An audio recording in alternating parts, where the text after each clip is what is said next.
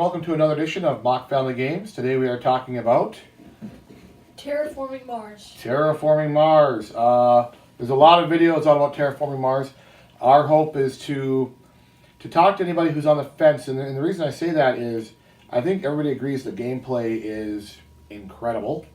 And for a long time we held off on this one because we kept reading how really just horrible the player boards were, and the general components, and the money, and how small the board was, and it kept hearing components terrible, gameplay great, components terrible, gameplay great, but it's still a fourth highest rated game all time on BGG.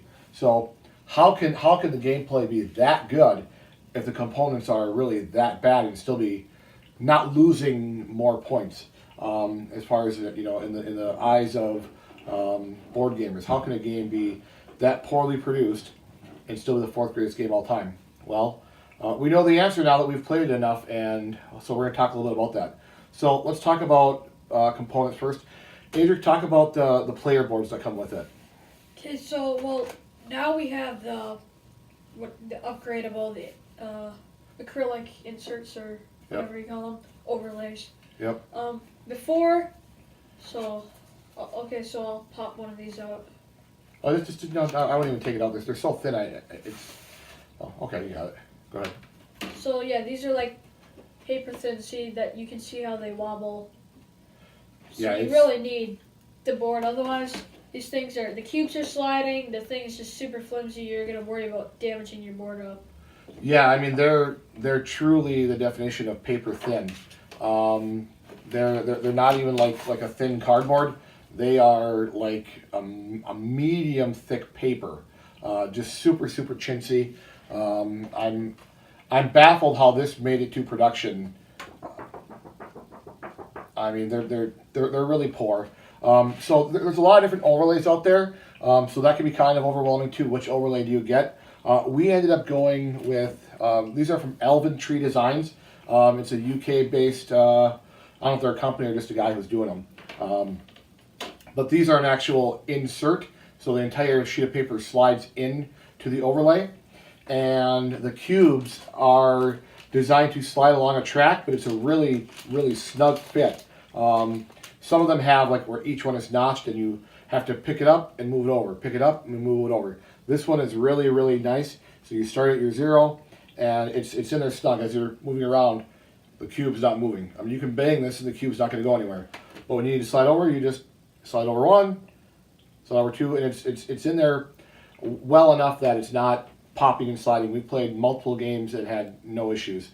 The energy to heat is naturally open, so you just slide over if you're familiar with that mechanism in the game. So 5 of those, and frankly they cost almost as much as the game, but they improve the experience so much that they are worth it. So I think of all the upgrades you can get for terraforming, the overlay is the one that you have to do, or it's just a maddening experience without it. You're talking about the player cubes. So the player cubes, I mean, they're not super great, but they're actually not super bad. I mean, they work. They're cubes. Yeah, they're good. They're good. I mean. Yeah, so the colors are good. They are translucent, which is really helpful for the player board to see what numbers under there if you can't. One for each color, so you got your green, blue, red, yellow. One of the things I do like about the game is when you're adding something to a card, so an animal or a microbe or a bird or a fish or whatever it is, these act as that entity. So you take your card out and you play your colored cube on that item, so you know that I have one of those, I have 2 of those. That's a really neat mechanism. So the cubes are fine. They're good.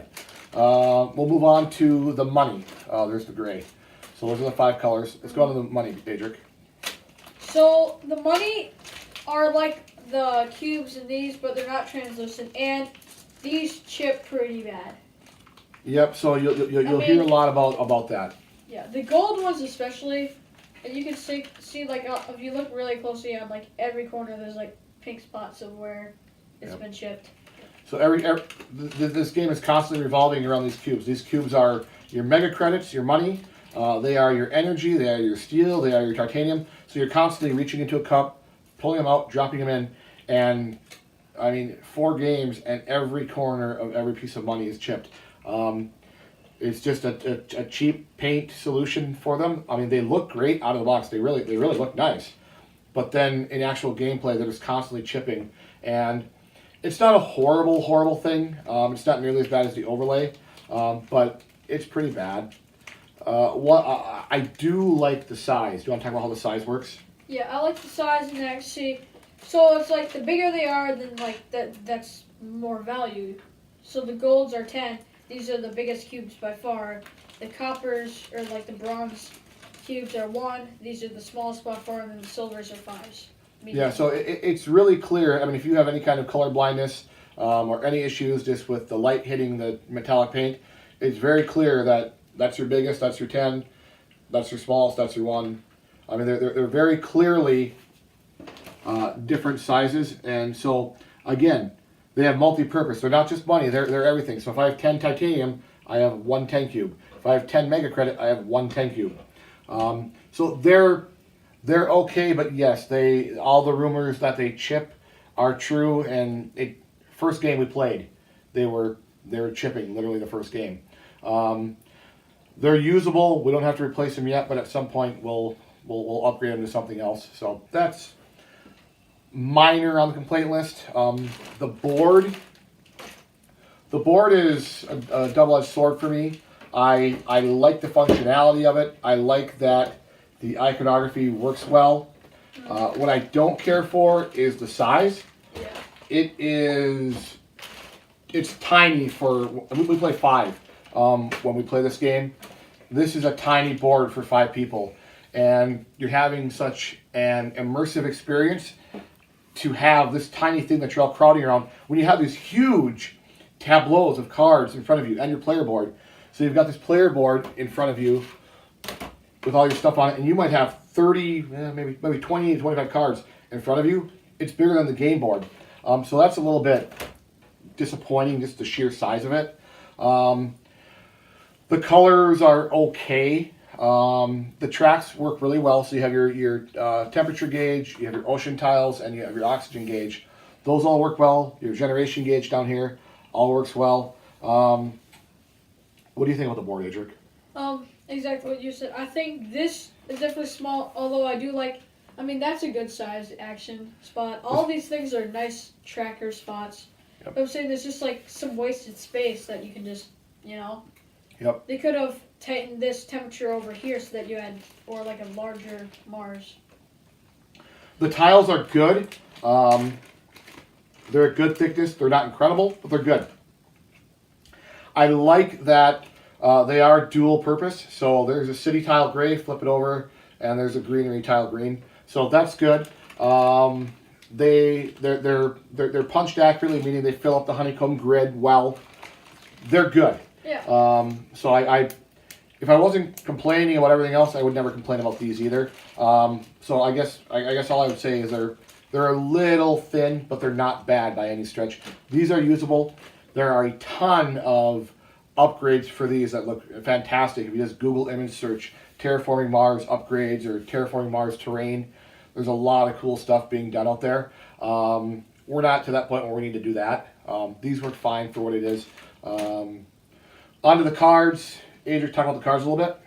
Okay, so the cards, I mean, the artwork, so some of it's realistic, some of it's actually drawn digitally, I think it is. But they're super thin cards, very thin. Although the actual productivity of the cards, you can obviously tell that's where your money, that's your tags. I mean, it's nice, and I like that they have the symbols on it, so you don't have to read the whole card. Yep. You can just look at it. This one has these tags that I need. It requires this. So I don't know if the camera will pick this up or not, but like I said, they're super thin and they all want to warp upward. Mm-hmm. So as you lay them down, they're all kind of warping up and picking up off the table, which works well for picking them up, I guess. But they're a very low end card for such a fantastic game. They slide around a lot as you're building, and you'll have a pile of 10 greens that you're playing, and again, just a minor bump and they're all over the place. So that's a little frustrating. A linen finish to these probably would have prevented that. They would have been able to grab a little bit. So they're just a lower end production. So when we talk about modern board gaming and you get a game of this caliber, you expect these really fancy, nice cards, nice feeling, nice thickness. These are cheap cards. So we've complained for about 8 minutes, I'm guessing, 7-8 minutes. Now it's time to rave, because the gameplay in this game,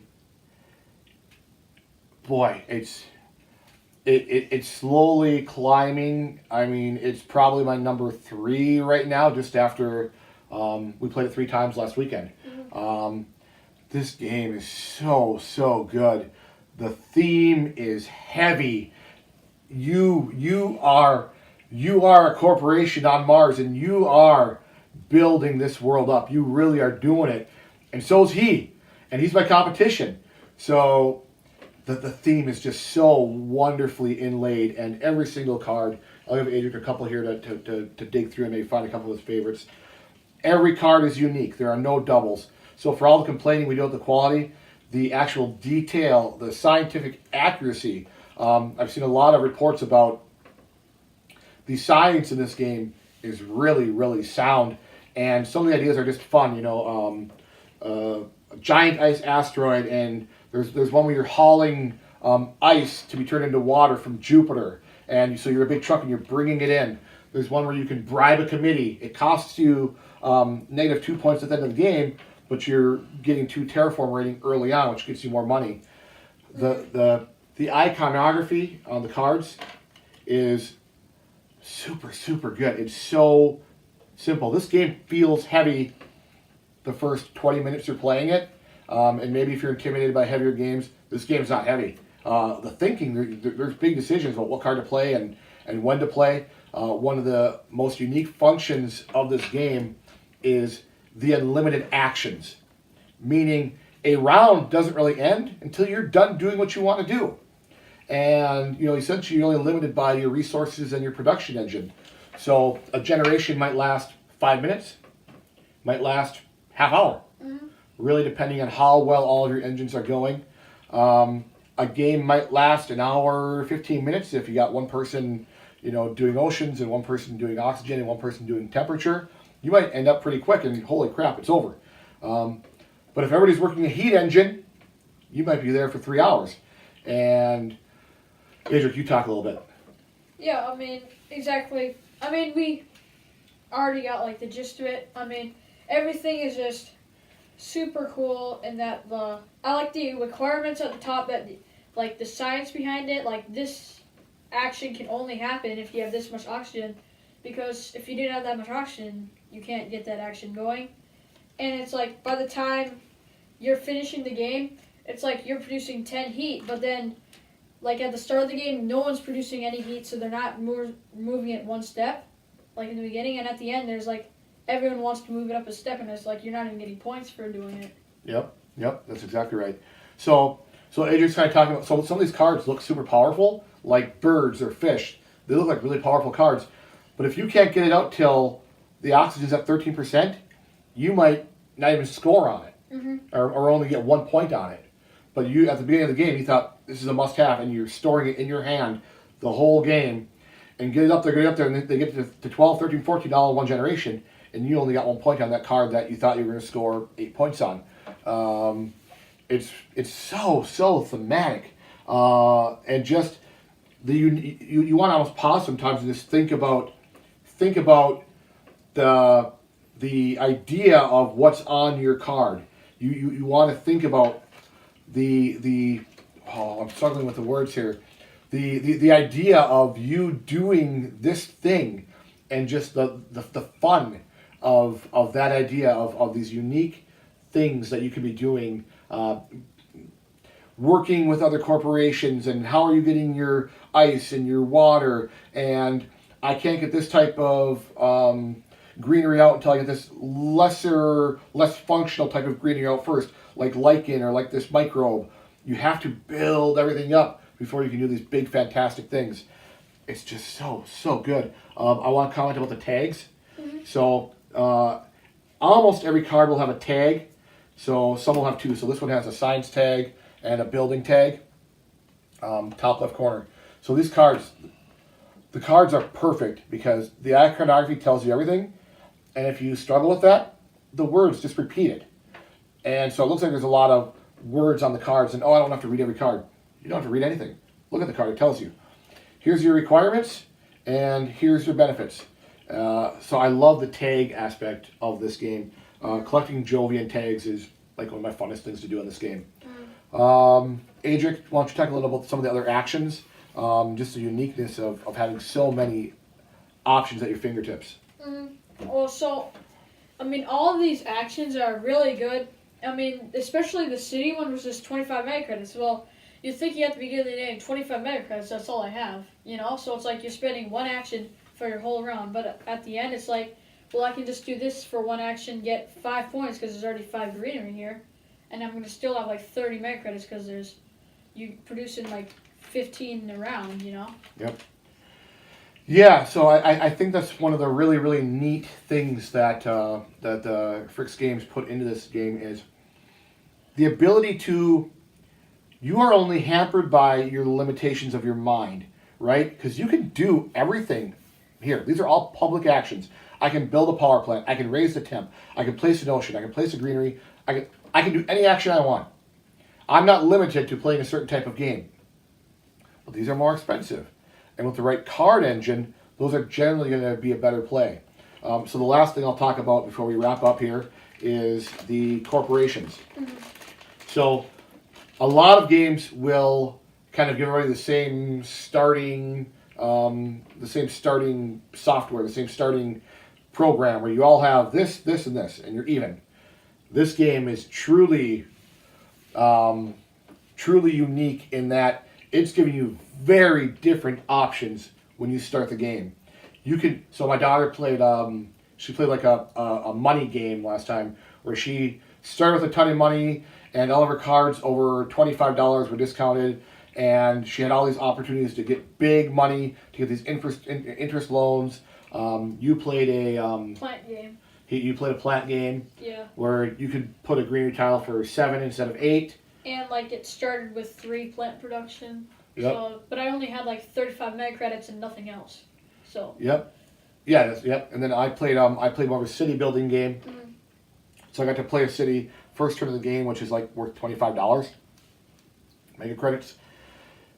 So at the end of the game, I played like 7 cities. My daughter had this money engine where she had like $80 of money production. That wasn't that much. Well, it was close to that. Between her Terraforming rating, she had like maybe $70 of money. And you were, on your last turn, you were able to play 3 more greenery tiles. Because we had these just big, powerful, spastic engines. This game is really fantastic. I think it plays as young as 8 or 9. They probably won't be able to sync that engine as well as your 12, 13, 15-year-old players. So it may not be as competitive, but they can absolutely make the decisions. One thing that we do is, because a round can go around, is we just call it timer on somebody. If somebody's struggling making a decision, flip over a minute timer. You got a minute to take an action, or we're moving on. And it's going to come back to you. You're not going to miss out. Maybe you were going to get the bonus from raising the next temperature, but that's on you for not being ready to go. That's one thing you might have to do with a bigger group and somebody who has AP to move things along. But I get it. I get why this is the 4th highest rated game of all time. We just got the Prelude expansion that we're going to try out here pretty quick.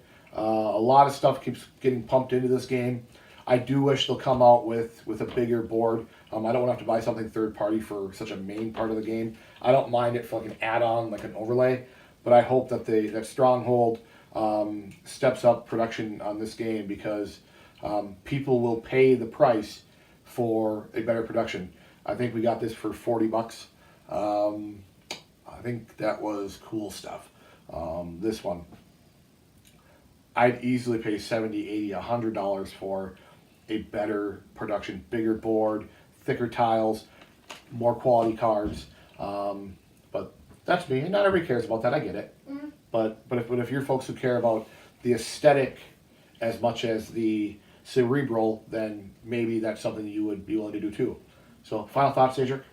Yeah, I think the overall gameplay is super great. Components aren't as good, but I'm saying like we said, for $40, the components aren't worth it. But the idea and the gameplay is just so good that even for $40, you're gonna have to buff it up. So that's what we did. So this game is probably like $60 for us, 70. I don't know. Yeah, I think we paid $35 for the 5 overlays, which is about market on them. They go from anywhere from 7 to 10. The box is even the box is pretty chintzy. It's pretty thin. Sides bulge out. There's nothing on the inside. I don't think there was there? The inside of the box is just everything just flops around. So Stronghold just didn't do a great job with producing this one. But again, I've harped on that. We complained about that. The game is phenomenal. It's so good. And there's a lot of how to plays out there, but we might do one anyway just for the fun of it. So anyway, thanks for watching. See you next time.